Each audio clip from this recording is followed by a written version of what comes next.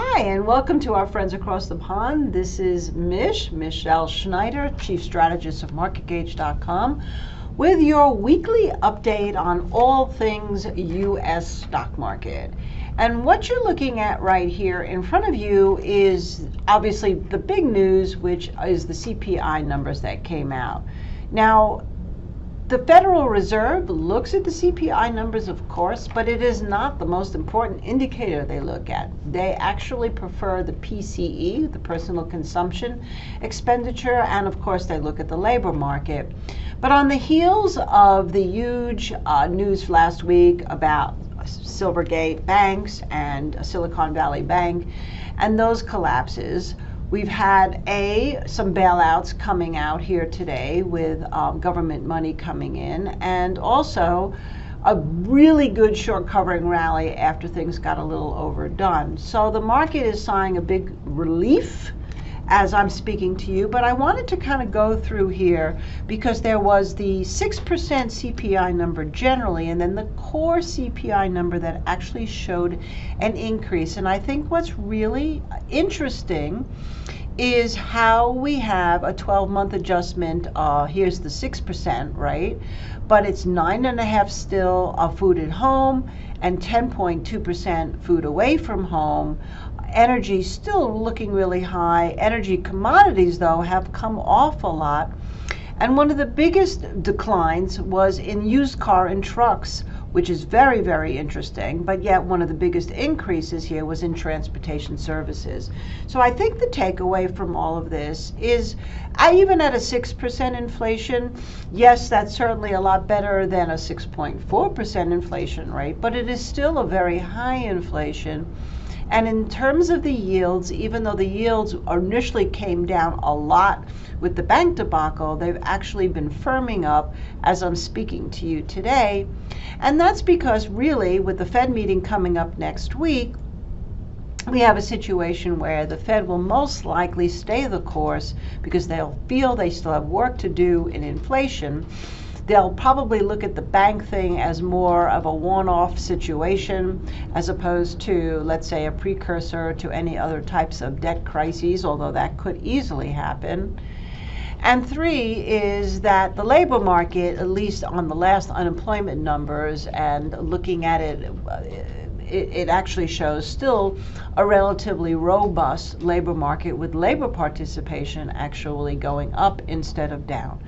So it's really going to be a matter of the chicken or the egg. Does the Fed break the back eventually? And what we saw last week with the banks was just a stress fracture that could get worse. Or is the Fed actually, regardless of the criticisms and all of the news that you see all over the place and the noise, actually accomplishing what they're trying to do, which is keep the economy from falling out of bed and at the same time breaking the back of inflation? Do I think we're going to get to 2%? No. But do I think that perhaps either scenario is equally possible? Yes, which of course makes investing now really more about what has the best momentum, how to think more actively as you're trading, and really still respecting the fact that overall we're seeing the indices, especially as we look at the SPX, in a trading range. Okay, so we always like to look at the weekly charts of the economic modern family, and what you're not seeing here is Bitcoin, which of course has been the big news as it cleared 26,000. Now it's back below as I'm talking to you, but there was a tremendous flight to safety as far as Bitcoin is concerned. So for the rest of our session today, what I'd like to cover is, first of all, I've been asked to look at the weekly petroleum report along with the natural gas storage, since we've talked so much about oil and gas. Take a look at the actual sectors that are outperforming. Take a look at the bonds, both the long bonds and the junk bonds. And also, I think what's very interesting is it's time to keep an eye on the gold to silver ratio. So that's where we're going to go for today. But if we start here with the economic modern family, Obviously, last week we saw the big collapse underneath both the 50 and the 200-week moving averages. We've gotten some support here at 60.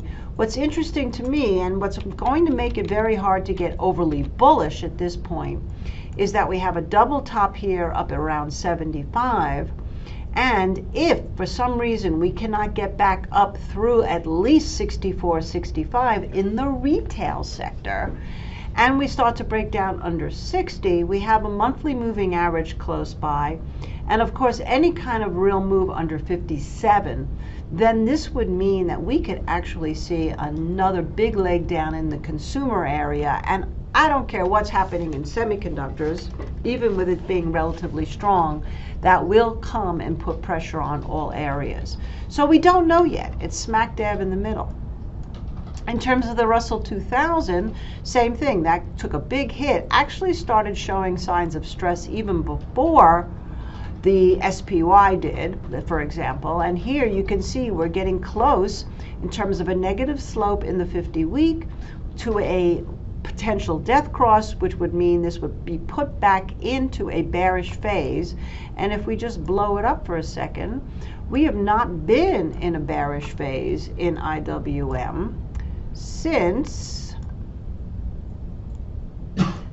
back here in 2020, and we came out of it obviously in COVID. So people keep comparing this to the COVID time, but the truth of the matter is what we're really looking at is the opposite of COVID. This is breaking down as other areas are starting to break up, like semiconductors, for example, along with the retail sector, which tells me that we are not out of the woods at this point. So, as I said in the beginning, active trading best. Now, would I change my mind if this cleared back over the moving averages? Well, I at least would think that we're going to see more of a relief rally. And the fact that we're seeing one right now is also obviously a good thing. 170 would be the breakdown number. Now in biotechnology, we broke also everything, and now we're right back with an inside week because the range of last week was just huge. Now what's interesting to me about biotech is that, as I've mentioned to you over and over, it's a cyclical and a non-cyclical. So the fact that people would run to certain biotech stocks probably would not be the worst idea when things are bad. And of course now we have a really good point at around 120, whatever this low was, 120, figure 120, 121 to hold. And I would think that if we can get and hold over these levels and we get back over, let's say 130, then that's a good sign for that area. And I would start looking for certain biotech stocks that have been underperforming. Teva was one of my favorite ones, but there's quite a few. PCBX is another one, and I'll show you the chart of that in a moment. So the other thing here now as we move down is the semiconductors throughout the whole bank debacle never broke down under the 50-week. It still has a negative slope. And how often have we seen semiconductors outperforming? We have chip technology happening in the United States. Obviously, we have AI, all the rage right now. And of course, technology will always be relatively outperforming because of the future of digital technology. But the question right now is going to be, can this hold above that 240 level? Right now it's at 243. Will this continue to go up? Or if these things turn down, will that put further stress on this and we'll start to see it break back down under 240, in which case we'll have to take a look and see what happens closer to 220. The third of the triage of the U.S. economy is the transportation stocks. Now, that did hold the 200-week. It's sitting right below the 50-week, but this too had some big topping pattern up around 250. So I guess we could really say is just like I was telling you 2 weeks before what happened with the banks, that the KRE regional bank sector was starting to show stress as it was breaking under the 50-week moving average, and then of course here we are. 50 is going to be very pivotal. We could also say on the opposite, if we really want to get more optimistic, then we at least want to see transportation or IYT sector close this week above 226. Then I would say that whatever happened, the optimism going into the Fed meeting is there, and things are better under control in terms of the U.S. economy. We'd still have to watch consumers, of course, and the banks and the Russell 2000. But this would mean most likely that semiconductors are continuing to go way up. Now, I said I was going to give you one biotech stock that I've been watching, and that would be Vaxcyte. It's still obviously underneath all the moving averages here, except for the 200-day. But you got to go out on time frame. And after we had this big gap up, all we've really done after making new highs is work with inside the gap, which puts it in a situation, I would say, with a risk of around 35. So that's something to keep an eye on. If that continues to do well, let's say it gets back over 40, you have about a $5 risk on a stock that trades on an average of about $2 a day. Now let's just take a look at the SPY chart, because this is where we're going to get our monthly chart here. And you can see that that 23-month moving average continues to be the major resistance. And we're sort of smack dab in the middle. So again, we're going to watch that 390. 390 was great support. And now, of course, 390 is going to be, well, it was pivotal resistance, didn't last very long as resistance, and now it's going to go back to key support. And then, of course, we'll look at 4,000, and then really the big one is going to be what happens at the 23-month. If we go to the weekly, though, you can see it's back down under the weekly moving average. So I would say that, again, optimism came in with the CPI report, but we're rallying towards resistance here. And I wouldn't get overly optimistic at this point. Just remember that this is a very much sensitive to a trading range market. Okay, so now let's move on to looking at the gold market, the bond market, and then, of course, looking at the oil and the gas market. So starting with a look at the long bonds, we had talked about this island bottom that happened here back on March 2nd, how it gapped up, leaving, pretty much a good point not only to risk from, but also a kind of a precursor, again, along with what we saw in the KRE chart, that something was amuck, because when the bonds are going up and the yields are falling, that could be good news to a point, but it could also be signs of some type of a recession coming. Did we avoid it or not? Again, we don't know. But also so typical is that it then continued to gap above the 50-day moving average and then the 200-day moving average, but it closed below it yesterday. And now here we are sitting right back on the 50-day moving average. So we're not getting a lot of information other than the fact that when you have TLTs outperforming the SPYs, generally that is more of a negative sign for the market. And as far as momentum, we've been in a bullish momentum in that the 50 is over the 200. But you can see, and it's over the 50, it never quite got a mean reversion to the downside. In other words, it didn't take out the Bollinger Band and then fail it. So we're seeing some relief in terms of the yields going back up and the TLTs falling, but it's not decisive yet. And that is exactly the theme here, is that I don't believe that anything at this point that I'm seeing anyway is decisive. So we head to the junk bonds now, and the junk bonds are super important because this is the high yield, high debt bonds. Now we've held 90, give or take. We're back over 90, that's going to be key. This is outperforming the SPY, which is a positive sign. It did not have a mean reversion to the upside or the downside. However, it is obviously well below the 50, so there's no diversion between the price and the momentum. And really, at this point, we have to say, here was the low back in 2022, down at 88.60, which we're not even anywhere near. And of course, our moving averages, as the 50 is starting to overtake the 200, are way up here at 92. So it's a huge range to be looking at, but if we scroll this up a little bit, this could either look like a double bottom or higher lows, or it could also look like a giant topping pattern. Again, this is a very uncertain type of scenario here. The fact that we may be getting a golden cross with price both below was interesting. The fact that it's outperforming is interesting. If the momentum goes up too, along with the price, then I would have to say probably more of a risk on. Now I want to take a look here at the just the gold prices in general.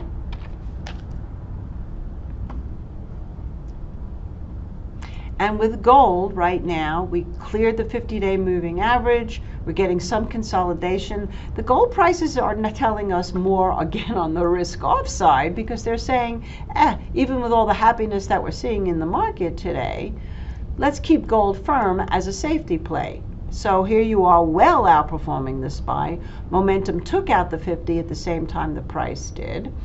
And gold in and of itself, it had a mean reversion here. It didn't really do anything, though. This is why you have to look at all the things, until it had sort of this inverted hammer doji, which basically means that the people were forcing the selling here, and with this type of inverted doji, which means the opening and the closing price are close to the same. When it's an inverted doji hammer, it means the hammer's at the bottom, and generally that tells you that there's forced selling pressure. Of course, we saw the next day, this was the day that we added to the market, and now you can see that this is going up and holding. So keep your eye on gold. But what I think is even more interesting that I want to show you here is the silver to gold ratio. Okay, so this is silver. Silver is still well underperforming gold, right?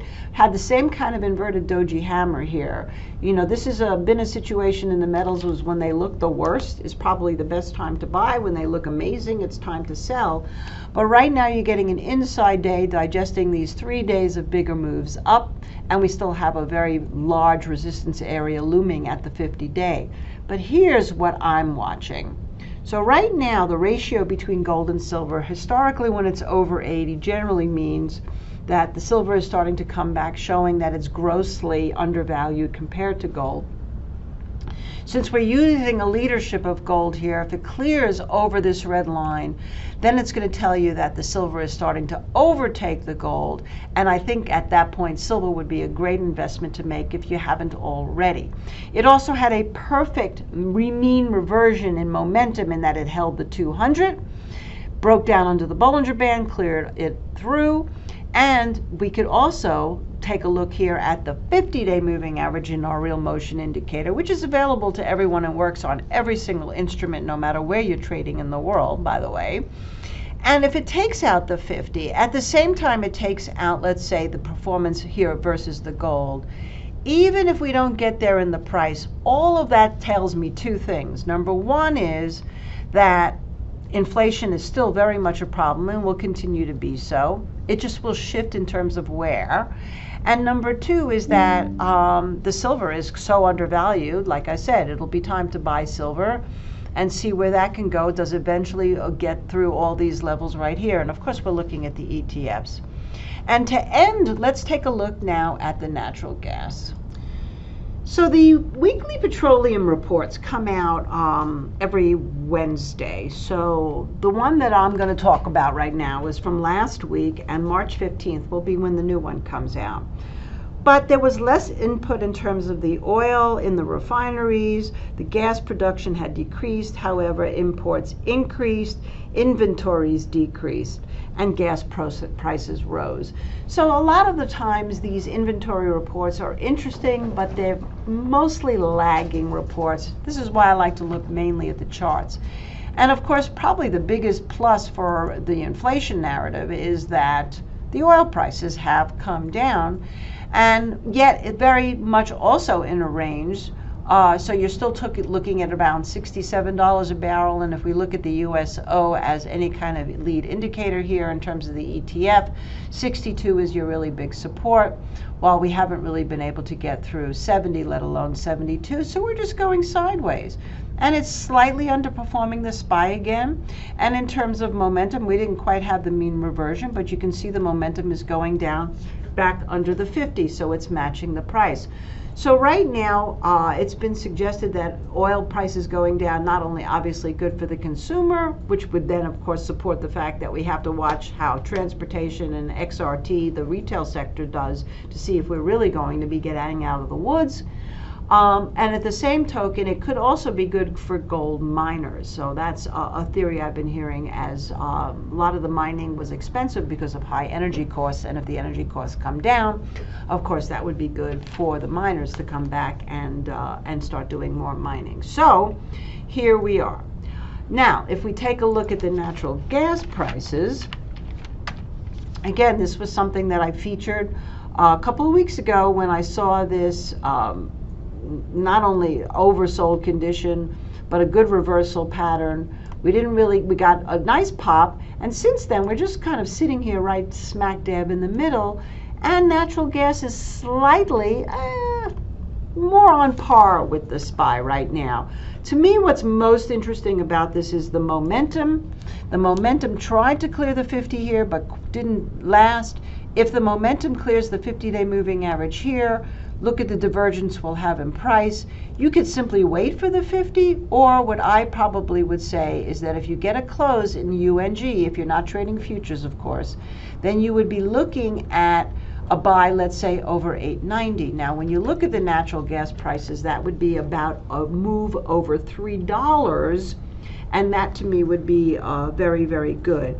You know, the natural gas storage is within the 5-year historical range. Last week, the storage was down while the stocks were up. Again, I think these numbers are important to look at, but not necessarily the end-all be-all, because the chart sort of tells you in advance. So to sum up, trading ranges still persist. Semiconductors are leading, but we want to see transportation in the game as well. And then most likely we'll see the Russell 2000 and retail catch up. The bank debacle may or may not be some kind of a harbinger of stress fractures in the overall system. Inflation has cooled, the core inflation is still high. The gold and silver ratio is telling us, though, to not be too complacent. And I think those are our big takeaways right here. Obviously, we're looking so much at the banks here in the US, and people have sort of stopped talking about the geopolitical risks, but they're out there as well. So hopefully this information was valuable to you. You all have a great day. Thank you so much for watching, and bye for now.